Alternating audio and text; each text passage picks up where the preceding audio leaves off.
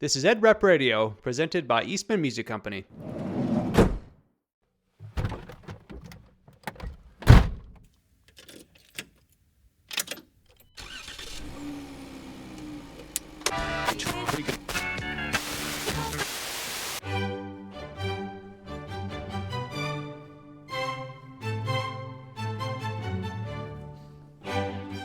This is Ed Rep Radio, a podcast to bring you ideas and information from industry experts you can use on the road every day.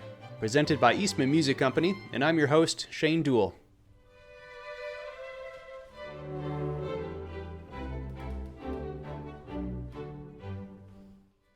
On this episode, as part of our series on understanding the world of string teachers, we are talking with a wonderful junior high orchestra teacher, Anna Davis. Miss Davis teaches at several junior high schools outside of Toledo, Ohio, and shares her thoughts on her life and challenges as a junior high orchestra teacher, how she selects string instruments for her program, the role of ed reps in her life, and much more. Anna, thanks for joining me today. Thank you for having me. So I'd like to get to know you and your program first. Can you tell me where you teach, the size of your program, the grades you teach, that kind of basic stuff? Absolutely. I'm very fortunate to work in Sylvania City Schools, which is it's right outside of Toledo.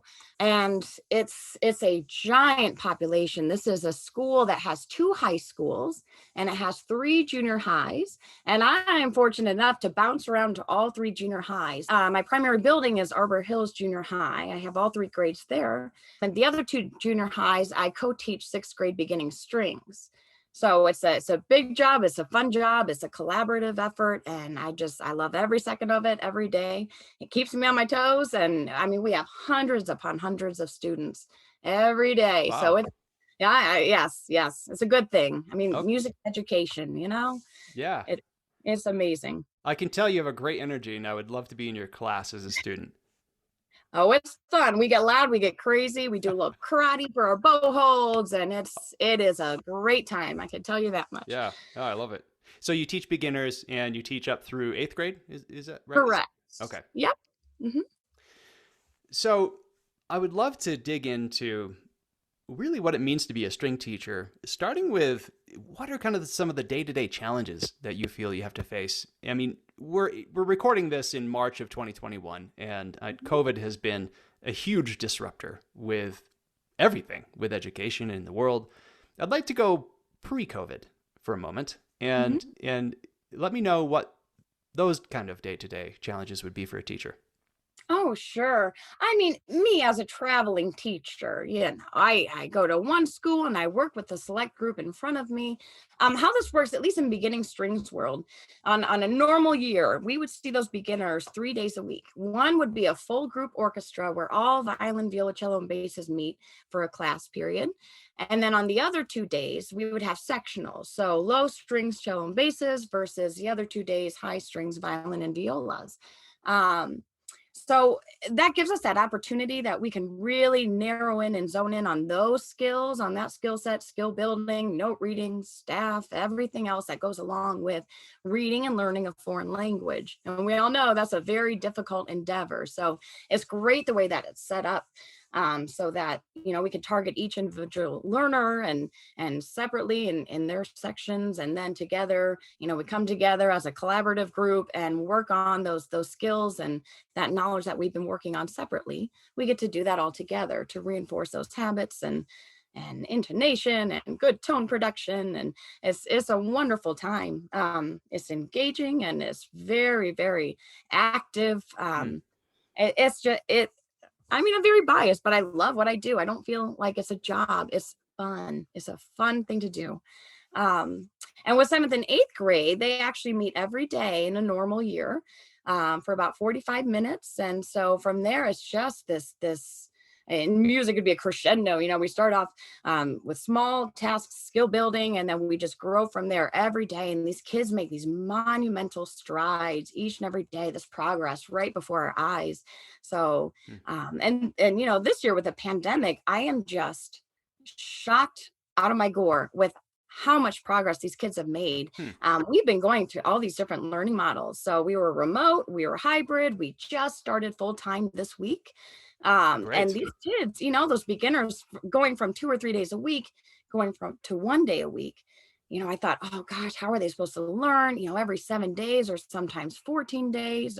But our minds have been blown. It's like this has never even happened. They come in week after week and we review, and then we continue on from there. And just like before our eyes, the progress is just monumental.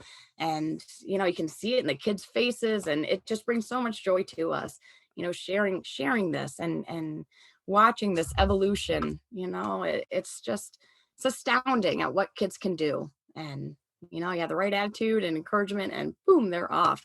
So It sounds like you have some very dedicated students, and it's mhm, really refreshing to hear that they're not just maintaining, but they're actually progressing through all of these challenges of COVID. they are. Yes. Yeah. It's amazing. You must be an inspiring teacher. I don't think so. I kind of tell the kids, like, the rule how you get a good grade is you have to laugh at my jokes, and you have to participate and scream and shout when I ask them to, and jump up and down and be a human piano, show me when the notes are going up or going down. And I mean, we have a rocking good time. And despite, bowing buddy partner things where we would bow elbow to elbow, those things we haven't been able to do. But the best part about beginning strings is they don't know any better yet. So, we do what we can do safely, and always with positivity and enthusiasm. And it's easy to suck kids in, especially with music. It's a language, I love it. and it's incredible. And that was always my home, the place I belong, and it is for all those kids. They have a home there, and they're all valuable members of our program. So Fantastic. Again, it sounds like a program I would love to be in as a kid myself. you So, can join just as an older kid. There's no discrimination there. You're welcome. yeah, thanks for the invite. I appreciate that. So, I'm wondering, I hear a lot of teachers say, yes, my job is 20% teaching and 80% everything else. Do you feel that way? Sure. Do you feel like there's a lot of things that kind of get in the way of the actual teaching in the music? I can understand where they would be coming from. It's a lot of administrative work, always. I mean, not only, it's not just grades, but it's keeping tabs on students, on their behavior, on their progress, questions that their parents have. Concerning our music reps, our instruments come in different sizes, and the kids start out on tiny instruments. And so we're behind the scenes working that way, through the kids. We're watching them, and oh, you need to get a larger instrument. You're ready for this. You're ready for that. Oh, this bow's not working. Why don't we try this kind? And there's just a lot of collaboration and efforts behind the scenes, and especially with parents. This is their child, this is their baby, and they're my orchestra baby at the same time. So it takes a team, it takes a village.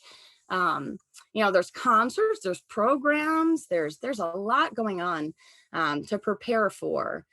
So Mm, right. yeah, there's Right. contests. We just had solo and ensemble, and it was a virtual one this time. So and then the Hmm. normal teacher duties that we have on top of that. So it's a lot, and I don't mind it at all. I love it. So, of those things that you're listing off, what things are kind of unique to a string teacher? Band teachers will go through concerts and a lot of those logistics. I'm curious about some things that string teachers have to deal with that nobody else does. Hmm. Oh, that's a good question. I think our unique challenge now in the band world, they also tune, but I feel like it's not as strict. Our string players, we are a little bit snotty, and we need our strings to be very precise. And as you mentioned, strings can pop, bridges can pop off. We had a piece going on just the other day, and we were all just rocking and doing all these dynamics with our right index finger and really digging into the string, and there was a huge pop, and everybody stopped what they were doing, and a bridge flew off. And those kind of things can happen Mm, with steel strings, that it's invisible sometimes when they're starting to unravel. We don't always see that. So there are a lot of logistics to the instruments themselves, and the ever growing children. My gosh, in seventh grade especially, the next day they're like 6 feet tall, and they went from like 4 to 6 feet. It's just crazy. So yeah, other than tuning takes a minute, but we always set the time, and I pride myself on how fast I can tune. The kids see this process of tuning each individual, and then by rows, and then they're able to do it themselves when they have that starting pitch. And then so there's all these components going into starting to actually rehearse or starting Mm. our lesson for the day, which involves tuning. And I think across the board, all string teachers would agree that tuning is the thing that takes up the most time and is really crucial, because we're an oral art form as well as visual. So Hmm. we need to be Hmm. able to hear it, ear train at all times. We're playing fretless stringed instruments. So tuning is very important. Finger placement is very important. And intonation, skill building is extremely important. It's something that we do from day one. So Okay. So for a wind player who might be listening and isn't really familiar with why you have to spend so much time tuning a string instrument, can you talk about why you spend so much time doing that? Oh, yes. I mean, tuning is everything. If our strings are just a little bit out of tune, depending, it doesn't even matter where your fingers are placed, it's going to be out of tune. That affects all the other kids around and the ensemble as a whole. And so those little fine changes is why we have little fine tuners on our instruments and the big pegs.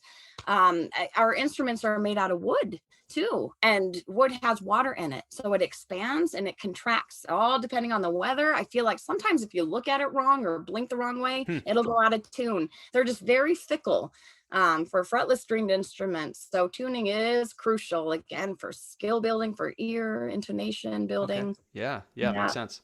yeah. Do you ever find the instruments themselves get in the way of tuning? Is there some particular frustration you'll find with instruments that make it more difficult?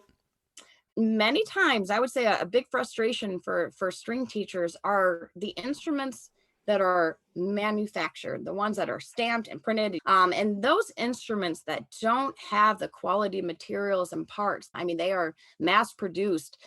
They break easy, yet they can't hold a tune. The parts, they come off or show up without a bridge or without a shaved bridge. And Hmm. those instruments, unfortunately, don't produce a good tone. They're actually labeled as toys or VSOs, which are Mm-hmm. violin shaped objects.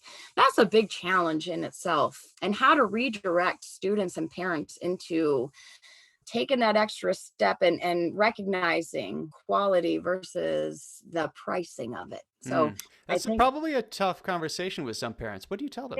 it is, I'd say majority of we send out this little list of instrument brands to look for, and no matter what, there's always at least one. If they find a better deal on Amazon, it's shipped to them, and there's nothing but problems and discouragement. The tone quality, the production, it just doesn't hold. It doesn't speak when the student is doing everything in their power to create a good tone and Mm-hmm. production. They can't. There's an inability, and so it is so discouraging.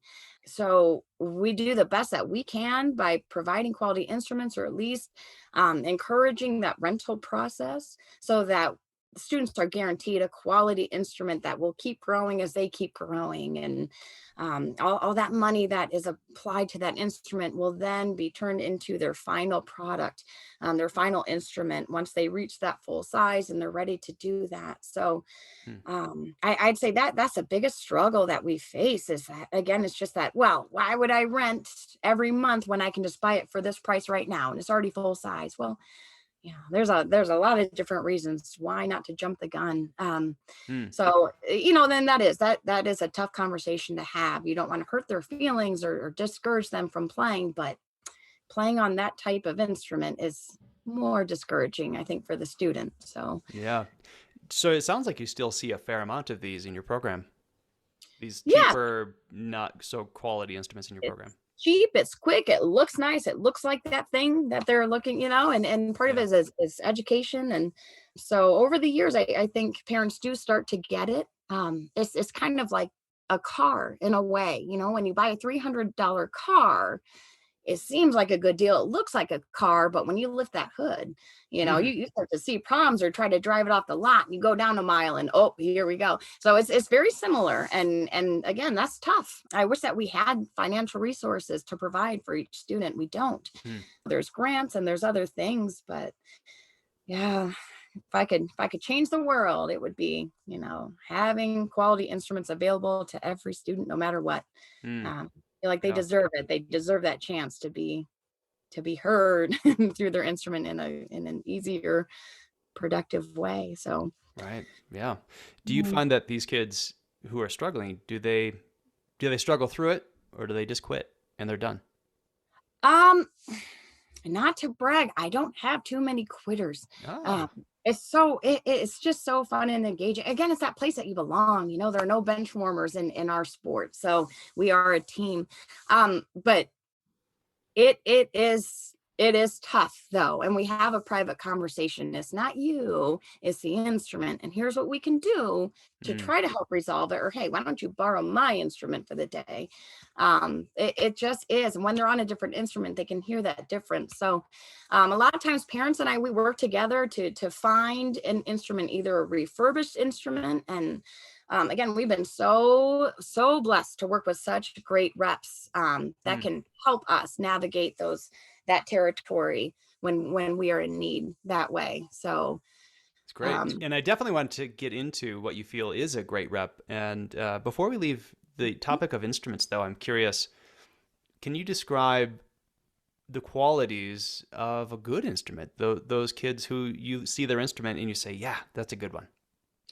there's a couple of key components. If you look inside of the tone holes or the F holes there, that's where the sound comes out. It vibrates around, comes out. There's a label in there.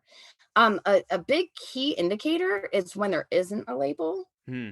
A little bit concerning us, because I mean I'm trained on a stringed instrument, so I can look at it, I can feel the pegs, I can feel the fingerboard, I can feel the weight of the wood, or a wood look-alike. We can tell when we have access to it and play around. We can tell if it's creating a good sound or tone production or not.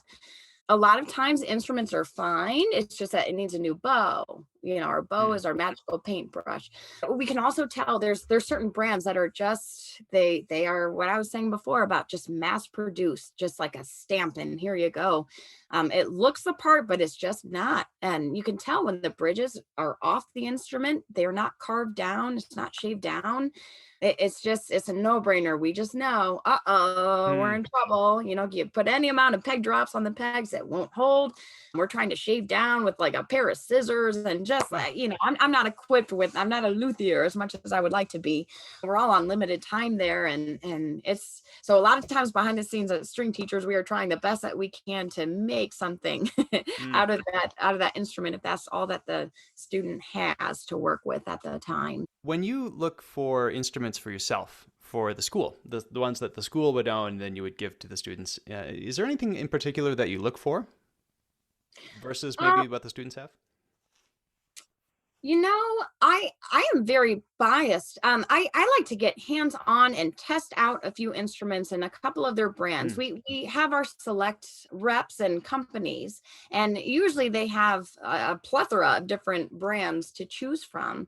But I personally always look for a thinner neck, a more thin Hmm. neck, I guess Okay. would be proper English. Why is that? Uh, for our hand shape, for our arm shape. I just think it's easier for the kids to navigate instead of a big, thick tanker, that's hard Okay. for them and their little ever expanding growth and development, especially through their junior high to high school years. So I look for a good fit, a good feel, a good weight, a great tone production is Hmm. so important.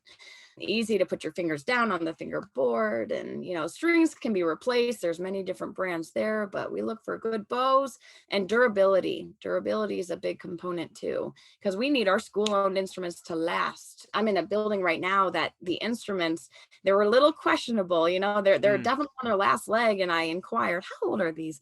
They're about 50. Five So zero. easier. Yes, Wow. yes. 50. That's older than me. And I say that's pretty old. And that doesn't always mean a bad thing, but they've been played on, and just they're just ready to be replaced Hmm. for the new generation. So, but it's amazing. That really tells you what quality that they've lasted this Right. long. That's pretty impressive. So that's a good indicator too. Good brands. Certainly. Hmm. Certainly. So you like to try the instruments before you buy them? I do. Great. Yes. Great. Yes. And I've had some students to try them as well. And ones that are really driven and maybe taking private lessons and are really experienced on that instrument, just to double check with them and see what they felt most comfortable, which one really spoke to them as well. Okay. So, because they're the ones that are playing it. Right. And is this something that your ed rep or your school rep from the music store is servicing you? Would they get involved with this? Would they bring the instruments out for you? Absolutely, absolutely, yes. Hmm. I'm curious, one last topic on instruments. What are the most common repair issues you run into out there in your classroom? I would say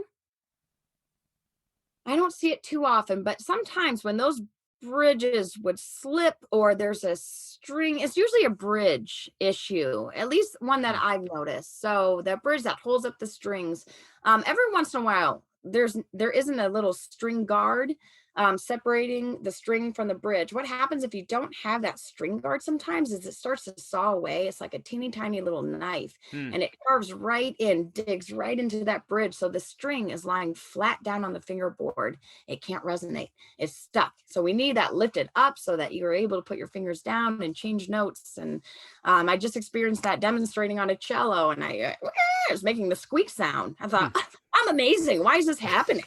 And sure enough, I looked down. Well, the string's on the fingerboard. That's a problem. So, new bridges and they become warped over time with all that tension. Hmm.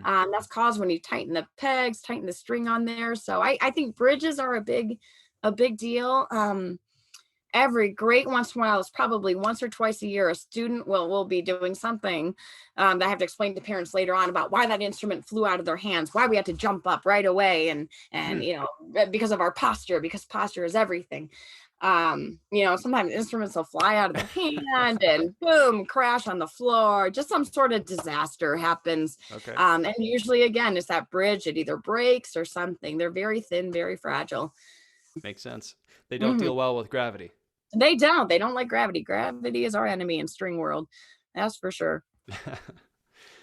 So I'd love to talk about music stores and ed reps and what is important to string teachers. And I'd like to dig into what's important to you as a string teacher when you are looking for a good music store. What separates the okay music store from the great music stores for you?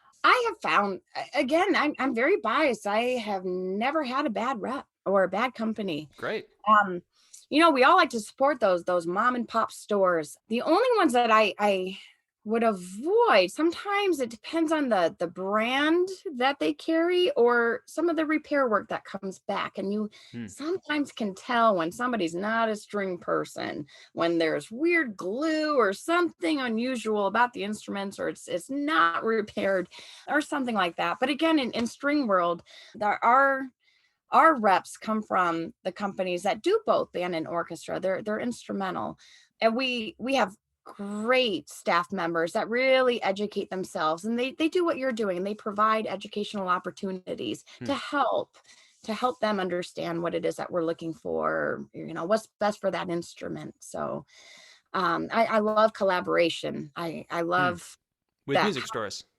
Good. Yeah. Yeah. Hmm. At my old district, we had our music store actually provide this invaluable opportunity to bring Ryan Joseph to our school and Hmm. work with the kids, who is a world-class fiddler. He's in this Mm-hmm. Alan Jackson band. I mean, it was like, who does that? Just to our little district. It just was incredible. So not only are they people and they're friendly and they're on it right away. I mean, I could send a text and instantaneously we get an answer. I mean, that's like, you can't ask for anything better than that. Hmm. Just such quality and care and dedication. And that makes all the difference for a collaborative effort because we're both in it for the kids, for Right. music education. And that speaks volumes, no pun intended. Hmm. They're always right there. They always have our backs and are ready to drop anything and run to our rescue at any moment's notice. So I've been very fortunate Well, in that's that. great. Good to hear. Yeah. I'm curious. So, a music store, they have various departments or various positions. I'm curious if there's one that you find is just absolutely crucial for your life as a string teacher. You have the repair shop, you have the products themselves, the instruments they carry, the accessories, things like that. You have ed reps, Mhm. you have location, proximity to where you are. Is there anything that you find is just a must have for you? Everything that you just mentioned is a must have. We all know we live in this modern day where things should be quick and easy. And so if it's anything outside of a 25-mile radius, it's inconvenient and we're all too busy. Mm. So everything that you just mentioned, location, effort on their part, their involvement, yes, it's all key crucial components to build that relationship. And again, when you're in it for music education itself and students across the board, it makes all the difference. Hmm. Sometimes talking to string teachers, you hear things come up about the violin shop versus the school music shop that does it all. Does it matter to you? It, I mean, when you have a specialist, kind of like if you're going to the doctor and you have a specific issue, do you want to go to the one that just is a general practitioner, or do you want to go to a specialist? If you think about it that way, if it's a general thing, you can go to that music shop. I feel like when you are beyond K through 12 and this is your career and this is you are going into music performance, sure, you can go to a violin specific shop to really go after that top brand or something, or bow or whatever it is that you need. But I found that our local music stores provide up to that point. They really do. There you Hmm. can find very high quality instruments and music and everything. And if for some reason they can't, they will direct you to somebody who can. And so I love that. I love that about our music stores. Wonderful. Great. Mhm. So I forgot to ask, what instrument do you play? What's your main instrument? My primary instrument's viola, Okay. although I usually teach on a violin, Oh, unless I'm working specifically with cello and basses, in which I'll grab those too. But I went to school, I went to Bowling Green on viola. So, okay. Great. mhm. So when students come to you and they've been playing for a few years, they've outgrown their basic, beginning instrument. What kind of coaching do you give them when it's time for them to get that next instrument, that next level of instrument, not just size, but those nicer instruments? What do you tell them? Right, and our music stores, where they've been renting from, they accumulate money. It goes into this bank account, if you will, and they can use that money that they've been racking up this whole time and apply it towards their final instrument. It's a great deal as long as they are happy with the instrument of their choice. They have all these different brands to choose from that I've noticed, and it's just ever expanding. Most of the time we encourage them to do so. If they're going into music and this is their livelihood, and we may encourage them to seek outside of those local shops and go to a string specific shop if that's what they need to do. Is there anything that again, this is maybe a string specific kind of question outside of band. What makes strings different? Is there something that you would coach them on and what to listen for or how to try the instruments or certain qualities of the instrument that's important to you as a string player, for when you were picking out your viola, and for your students? Hmm. Well, my viola was so much easier to play. As a violist, they're larger and they're thicker than violins, or a little clunkier sometimes. I look for that deep, rich tone. I love that just chocolate velvety tone. Mm. I don't prefer that high, bright tone. Not everybody feels that way, but as a low string and high string player, I feel like that's what viola is. It has the capability to go low or high. That is the tone quality that I look for. Again, the neck size makes a big difference. Maybe it's because I have a small hand span or Mm. short pinky, almost embarrassingly short. But I look for that easy speaking instrument, and with that tone production, something that just clicks right away. And I knew that when I grabbed my instrument. I had a choice of two or three of them from a string specific store. And the one that I had, I hit that first note, just did a little scale or a little part of a concerto, and I thought, oh my gosh, it took my breath away. Mm. And there was nothing like it. And it's I lucked out. Part of it's luck, part of it's, if you have certain brands that you're going for, you have that tone in mind, and you'll find it. The more instruments that you try. So kind of like cars too, the more that you feel other ones, you like their drive, you like their steering, you like their ABC brake, whatever.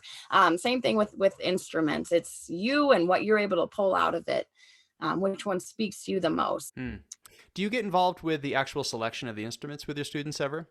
I will. When they're ready to purchase, we always ask our music reps to provide at least 3 or 4, and sometimes different, different brands, different step ups. They have those beginner, intermediate, advanced, and beyond. So we ask for a few of them, and they take a couple of weeks, and then if they're not happy, then they ask for more, and it's Hmm. until we find the one that works for them. It's Okay. your instrument, it's your baby. And so Yeah. you'll know your baby when you meet it.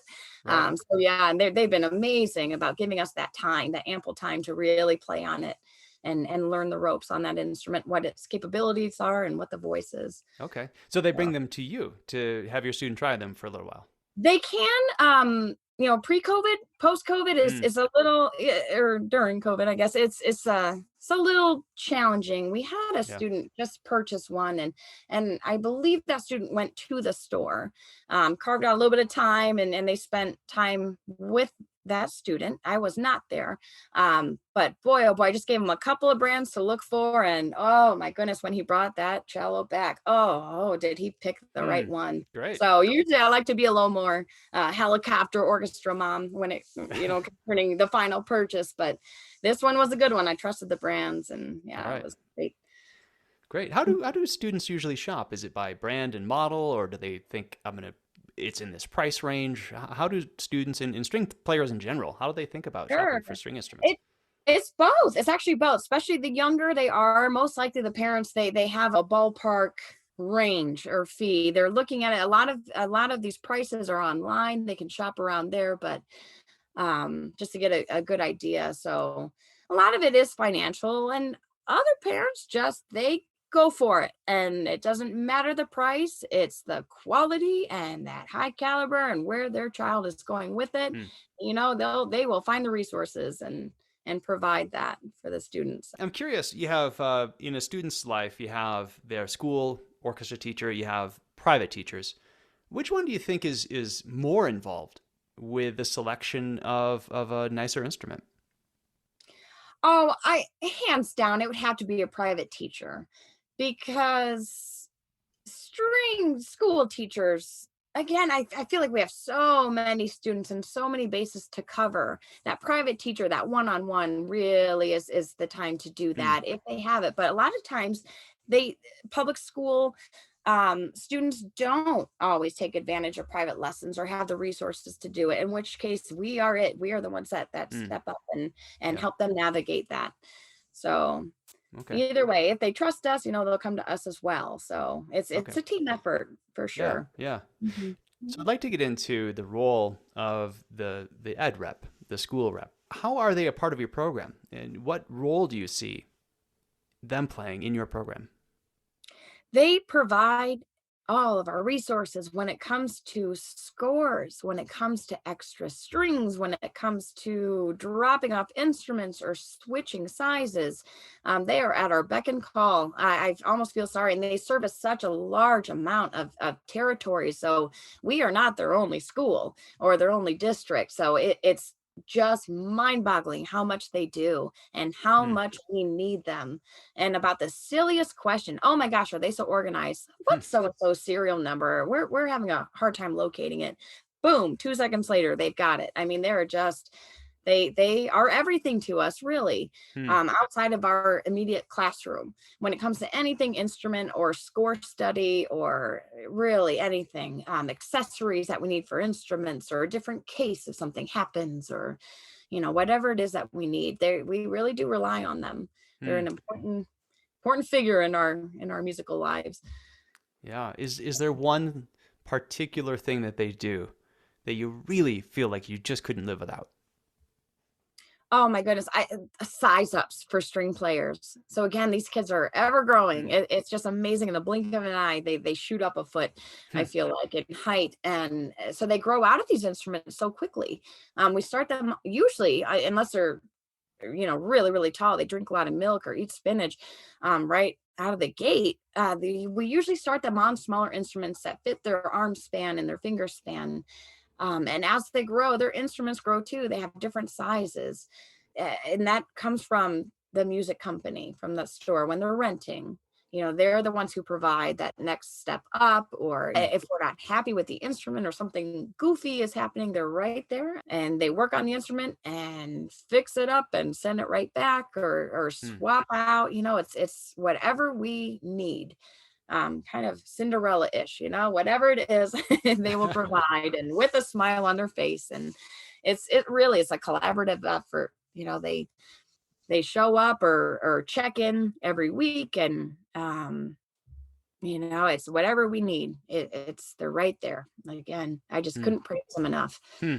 and Sounds it like they're a makes big part of your life. they really are. If you had a brand new ed rep, just first day on the job, and they come into your classroom, what advice would you give them to really be the best ed rep they could be for you? As much as possible, be available if you can. Now, we all understand again that they are everywhere all the time. We are not the only school. These are not the only students that they service.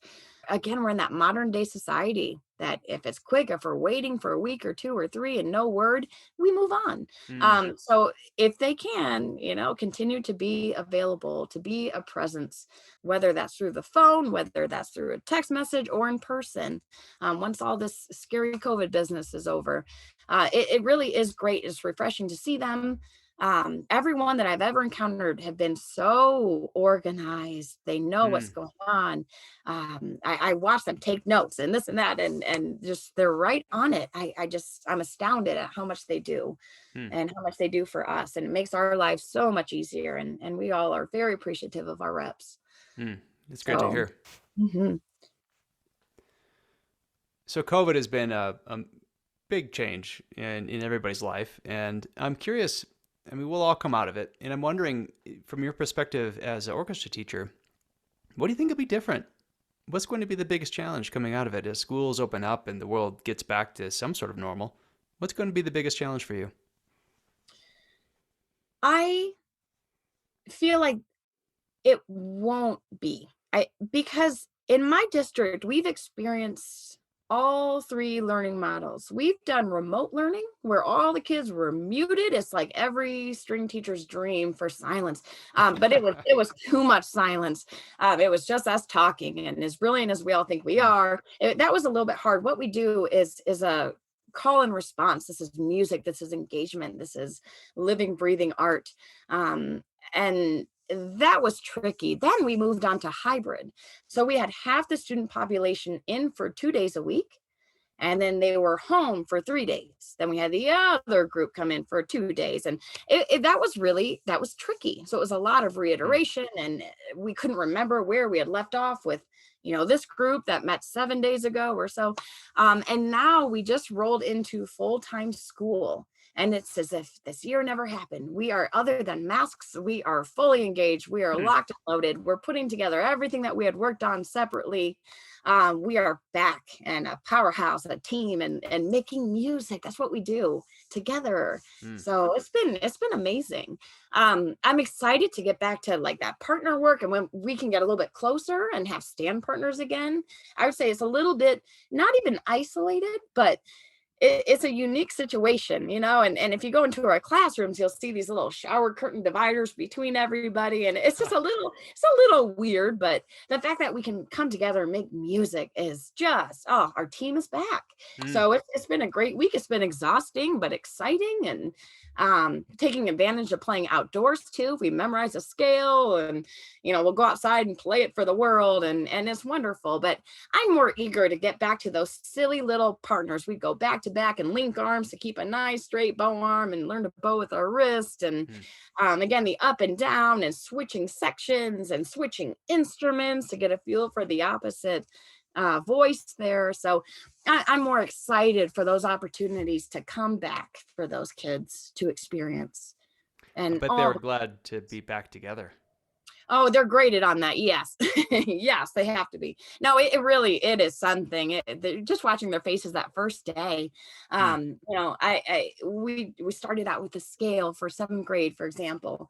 As soon as we played our first real note, they started to look around and went, whoa. I mean, we were twice the volume, twice the dynamic, twice the power. It was something. It was really, really cool to see and to hear. So yeah. Yes. Is Yeah. there anything different that an ed rep would need to do for you because of all the craziness that happened with COVID, or are you just kind of pressing on like I don't want to say nothing happened, but you're charging ahead? Exactly. I would say that. Hmm. We are unstoppable as musicians. I mean, come on. We've All been right. through it all. This is what we do. We just prevail. We just go. So yeah, the only thing I can see different is more in person if they came in, which isn't always necessary. Hmm. Um, they're not always providing or bringing in instruments. Sometimes they just come in and check in, and it's appreciated. And we know once all this is over, we might see them a little bit more in person. They're all Yeah. charming and great, and we're all buddies and in this to win it. So together as a team. So I'm looking forward to more of that. So again, we are just so lucky. We just have the coolest reps ever, and they're funny, and they get my sense of humor, and yeah, it's just been great. So we're really appreciative of them and all that they're doing. That's so great to hear. It's very inspiring. We really appreciate your time, Anna. Thank you. I really appreciate having this opportunity too. We hope you found the information in this episode useful and something you can use in your everyday life as an ed rep. If there is a topic you'd like to learn more about and have presented on a future episode of Ed Rep Radio, or you'd like to give us some feedback in general, please email us at edrepradio@eastmanstrings.com. To learn more about Eastman Music Company, go to our website, eastmanmusiccompany.com, or give your Eastman rep a call. Thanks, and drive safe.